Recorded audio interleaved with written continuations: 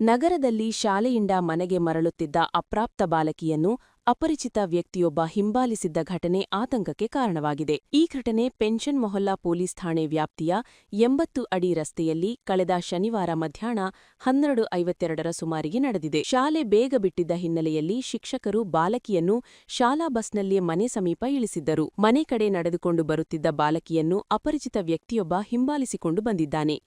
ಅಪಾಯವನ್ನು ಅರಿತ ಬಾಲಕಿ ಮನೆ ಬಳಿ ಬಂದ ವ್ಯಕ್ತಿಗೆ ಇಲ್ಲಿ ಸಿಸಿಟಿವಿ ಕ್ಯಾಮೆರಾ ಇದೆ ಎಂದು ಧೈರ್ಯವಾಗಿ ಹೇಳಿದ್ದಾಳೆ. ಇದರಿಂದ ಗಾಬರಿಗೊಂಡ ಆತ ಸ್ಥಳದಿಂದ ಕಾಲ್ಕಿತ್ತಿದ್ದಾನೆ.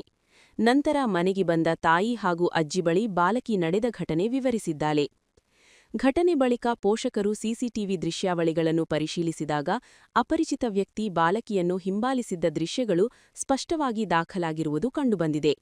ಜರ್ಕಿನ್ ಹಾಗೂ ಟೋಪಿ ಧರಿಸಿದ್ದ ವ್ಯಕ್ತಿ ಮನೆ ಗೇಟ್ವರೆಗೂ ಬಂದು ಒಳಗೆ ಇಣುಕಿ ನೋಡಿದ್ದು, ಕೆಲ ನಿಮಿಷಗಳ ಕಾಲ ಗೇಟ್ ಮುಂದೆ ಹೊಂಚು ಹಾಕಿ ನಿಂತಿರುವ ದೃಶ್ಯಗಳು ಸಿಸಿಟಿವಿಯಲ್ಲಿ ಸೆರೆಯಾಗಿವೆ. ಅಪರಿಚಿತ ಹಿಂಬಾಲಿಸಿದ್ದರಿಂದ ಭೀತಿಗೊಂಡ ಬಾಲಕಿ ಮನೆ ಕಾಂಪೌಂಡ್ ಒಳಗೆ ಓಡಿಹೋಗಿ ಗೇಟ್ ಲಾಕ್ ಮಾಡಿಕೊಂಡು ಬಾಗಿಲು ತೆಗೆಯಮ್ಮ ಎಂದು ಕಿರುಚಾಡಿದ್ದಾಳೆ. ಬಳಿಕ ಆತ ನಿಧಾನವಾಗಿ ಅಲ್ಲಿಂದ ತೆರಳಿದ್ದಾನೆ.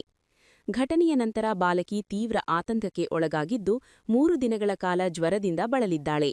ಸದ್ಯ ಗುಣಮುಖಳಾಗಿ ಶಾಲೆಗೆ ತೆರಳಿದ್ದಾಳೆ ಎಂದು ತಿಳಿದುಬಂದಿದೆ. ಈ ಕುರಿತು ಪೋಷಕರು ಪೊಲೀಸರಿಗೆ ಮಾಹಿತಿ ನೀಡಿದ್ದು, ಸ್ಥಳಕ್ಕೆ ಆಗಮಿಸಿದ ಪೆನ್ಷನ್ ಮೊಹಲ್ಲಾ ಪೊಲೀಸರು ಪರಿಶೀಲನೆ ನಡೆಸಿದ್ದಾರೆ. ಸಿಸಿಟಿವಿ ದೃಶ್ಯಗಳ ಆಧಾರದಲ್ಲಿ ಅಪರಿಚಿತನ ಪತ್ತೆಗೆ ಪೊಲೀಸರು ಶೋಧ ಕಾರ್ಯ ಆರಂಭಿಸಿದ್ದಾರೆ. ನಗರದಲ್ಲಿ ನಡೆದ ಈ ಘಟನೆ ಪೋಷಕರಲ್ಲಿ ಆತಂಕ ಮೂಡಿಸಿದ್ದು, ಶಾಲಾ ಮಕ್ಕಳ ಸುರಕ್ಷತೆಗಾಗಿ ಹೆಚ್ಚಿನ ಮುನ್ನೆಚ್ಚರಿಕೆ ಕ್ರಮ ಕೈಗೊಳ್ಳಬೇಕೆಂದು ಸಾರ್ವಜನಿಕರು ಆಗ್ರಹಿಸಿದ್ದಾರೆ.